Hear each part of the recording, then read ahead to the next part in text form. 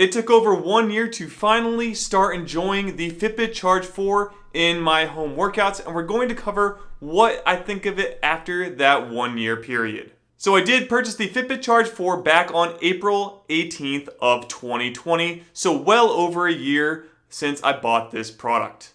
And with the Fitbit Charge 5 closely approaching at the end of September, I want to make a final review so you can determine if you want this, as it's going to be cheaper than the other item, or move on to the Fitbit Charge 5. Now, a big problem with me and fitness is how much sleep I get. I'm far below what I should be getting normally, so I do use the Fitbit itself to help me improve my sleep and sleep quality. Now, I know this thing is not going to be perfectly accurate, but because I'm using the same device the entire time, I should be able to see some improvements with the results I get in the Fitbit itself to see if those numbers are improving with my sleep. And with sleep, one of the big reasons I use it is for the silent alarm. So if I don't want to use my cell phone to blast in my ear and wake me up, I simply have the silent alarm go off, which just vibrates on my wrists and gets me to wake up early in the morning without disturbing my wife next to me. Not only that, it checks out as a decent watch. So with this one, you can have it so when you flip it towards you, it actually activates the lights on the watch itself to give you the time and anything else you might have showing on the face of the watch. And when you're not looking at it, it dims it down to save on battery. And for me, I did run into some issues where it's actually hard to read the display when flipping it towards you. So you can tell it's on, but I have to cover it or something so that I can actually read it, as for some reason, it didn't get bright enough on the display sometimes. Now, again, this doesn't happen all the time, but I did see every once in a while it was hard to read it, so that is something you might need to watch out for. So now we're going to move on to how has the device held up over time, and has my opinion changed of it since I first bought it over a year ago.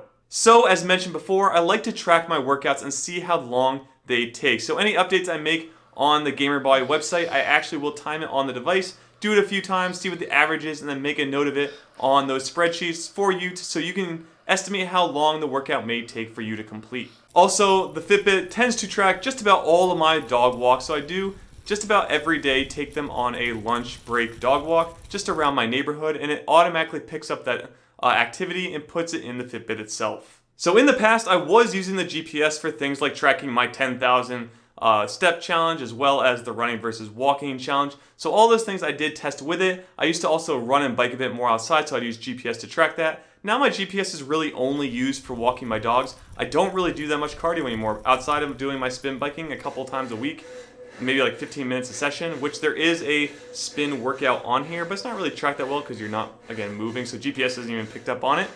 But just know, I don't really do much cardio for this anymore, but if I did do something like a Spartan race or a 5K run or something like that, I probably would use this just to track what time I actually got in those races myself. So starting off with the things I don't like is that Spotify never really changed. All it is really like a song selector. You still have to actually have your phone on you if you are using it. So it never really became something that was just built into the Fitbit itself. It always required the phone to be on you, and then it really just became a song changer or start and stopper. So really, it never became anything that meaningful to me. So very rarely when I use the device, it'll actually black screen out.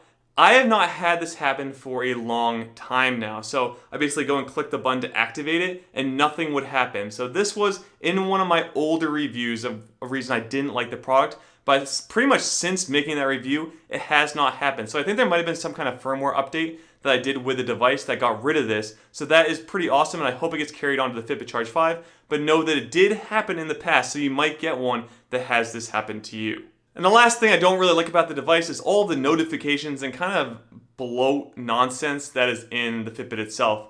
I really kind of wish they'd strip it down. I know they're trying to sell all these features and hype it up so that I can do all these interesting things, but when it comes to actually fitness and getting in shape and all that stuff, there's not really much you need to have on the device. Like the GPS is good, tracking your workouts is fine, but all these other little minor things that are in there, I think it'd just be cut out entirely, especially things like phone notifications. Why would I want to get that all of the time? That's just very annoying. I already have a phone that annoys me enough with that, so I recommend just turning all that off. If you want to have notifications, just get a smartwatch and do it there. You don't need the Fitbit to do it and annoy you all the time with it. So if that's the route you want to go, look for a smartwatch over the Fitbit. But if you just care about actually tracking some of your analytics for your workouts, then the Fitbit Charge 4 will be something that works well for you.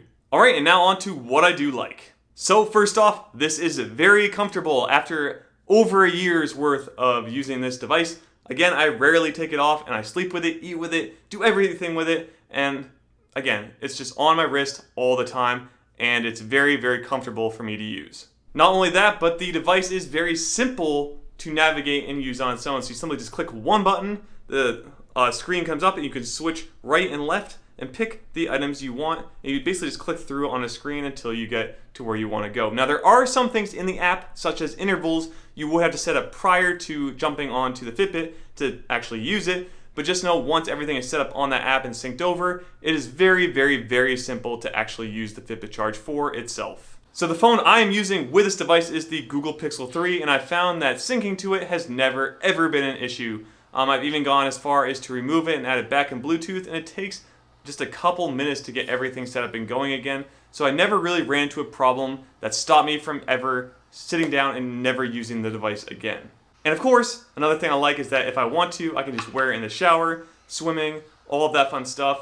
You can get it wet, it can get really sweaty, and it'll still come out working just as good as it did before. Just make sure you're not doing like deep sea diving with it or anything like that, and that you're only using it in regular swimming in something like a shallow pool or shallower water. So my final thoughts, is the Fitbit Charge 4 worth it? And as you can probably tell from me, I highly, highly recommend this device as a simple tool to analyze and track your workouts and progress over time. However, do not buy the premium membership. You do not need it. Just go with what comes with the device itself and you are good to go. You don't need to be paying a monthly subscription fee for any of the other services they offer. So with that, I am excited to see the Fitbit Charge 5 come out at the end of September. So only a few weeks from shooting this particular video. I will be testing it out and unboxing that one for you guys and then seeing if it'll beat out the Fitbit Charge 4 as my fitness tracking wearable. So I'm excited to see that come out. Make sure you check out some of my older videos of the Fitbit Charge 4 if you're still on the fence of buying it. And I will see you all in the next video. Be fit and game on.